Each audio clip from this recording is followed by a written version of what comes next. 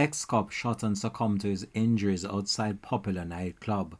Hi again and welcome. This is Sh9t TV News Report, and we'll be right back with the full and exclusive details to come. Welcome to Sh9t TV News Report, providing you with the best in local and international news updates.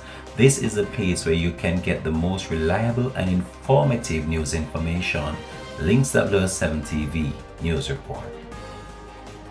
Welcome back and thanks for joining us. This is Sh9t TV News Report. An ex-policeman was shot and killed on Tuesday morning outside a popular nightclub in the marketplace on Constant Spring Road in St. Andrew. The deceased has been identified as Damian Coley. During the incident, a security guard employed to the location was also shot and injured.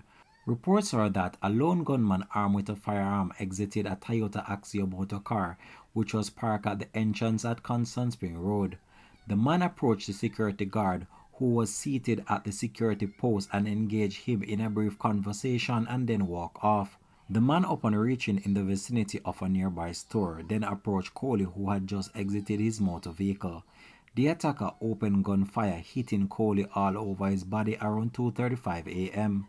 The security guard, who was at this time standing close by, also received gunshot injuries and rushed to hospital. While fleeing, the gunman fired several shots at the entrance gate and escaped in the waiting Toyota Axio motor car. Both men were rushed to hospital, where Coley, who is a former member of the Jamaica Constabulary Force, died on arrival. The security guard was admitted. This morning's gun attack comes on the heels of an incident at the popular nightclub on Saturday, when several men and members of the club's security team were involved in a brawl. The police have not linked both incidents. This has been Sh9t TV News Report. Thanks for watching.